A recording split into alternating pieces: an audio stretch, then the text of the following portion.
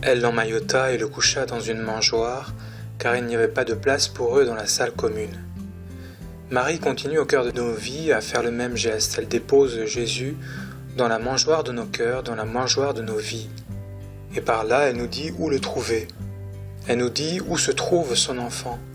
Car la grande joie de Noël, c'est celle d'un Dieu qui est avec nous, qui est en nous, qui est parmi nous.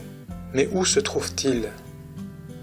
Dans la salle commune de nos vies, celle où il y a beaucoup de monde? Non. Il se trouve dans la mangeoire de nos vies, dans la mangeoire de nos cœurs. Autrement dit, Jésus se trouve dans cette zone de nous-mêmes que nous tenons bien cachée, bien éloignée, comme cette mangeoire qui est à l'écart de la salle commune. Une zone où il n'y a jamais personne, et certainement pas nous-mêmes, car cette zone c'est celle que nous n'aimons pas de nous-mêmes, que nous n'habitons pas, où il n'y a personne, où nous ne sommes pas présents. Une zone que nous enfouissons bien profond, à double tour, au fond de notre cœur, à l'égard du regard des autres, à l'égard du regard du Seigneur, à l'écart de notre propre regard. Cette mangeoire, c'est le lieu de notre fragilité, de notre vulnérabilité, de nos limites. Un lieu que l'on considère comme inintéressant, qu'on fait tout pour dissimuler au regard des autres, une sorte de dernière place où il n'y a jamais personne. Et pourtant, Marie n'a pas déposé Jésus dans la salle commune de nos vies, ce lieu tape à l'œil de nos vies, le lieu de notre paraître, le lieu où nous portons des masques, où nous jouons des personnages. Non, elle a déposé Jésus dans la mangeoire de notre vie, dans la mangeoire de notre cœur. Ce lieu où l'homme est nu, désarmé, sans paillettes pour cacher sa nudité, sa pauvreté, sa fragilité.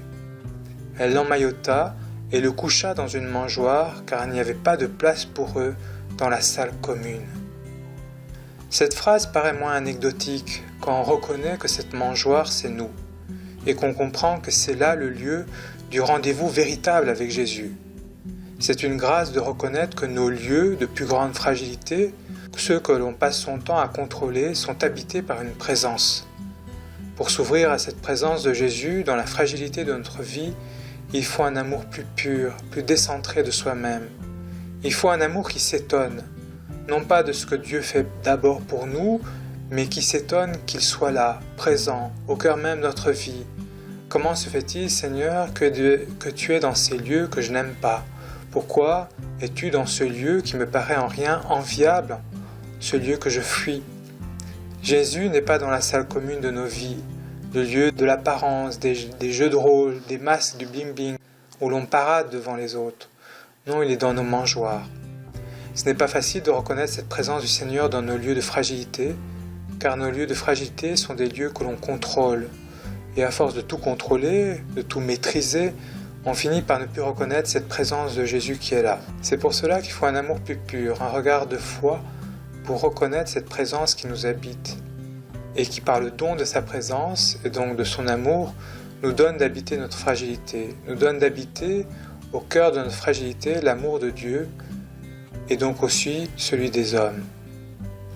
Le pape François disait lors de la messe de Noël que si on prenait Jésus dans les bras, si on le laissait nous caresser, nous embrasser, alors on s'ouvrira à sa paix.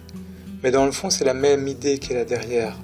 Reconnaître Jésus dans ses bras, c'est le reconnaître dans la mangeoire de notre cœur. Faites avec vos bras le geste de prendre un enfant contre votre poitrine. Eh bien, cet espace délimité par vos bras, c'est votre mangeoire. Cet espace délimité par vos bras, c'est le lieu de votre fragilité dans lequel on est appelé à reconnaître la présence de l'enfant. Et le pape dit, si vous le reconnaissez dans vos mangeoires, dans vos lieux de fragilité, dans et par la grâce bien sûr, alors il vous donnera la paix en vous comblant par la caresse de sa présence.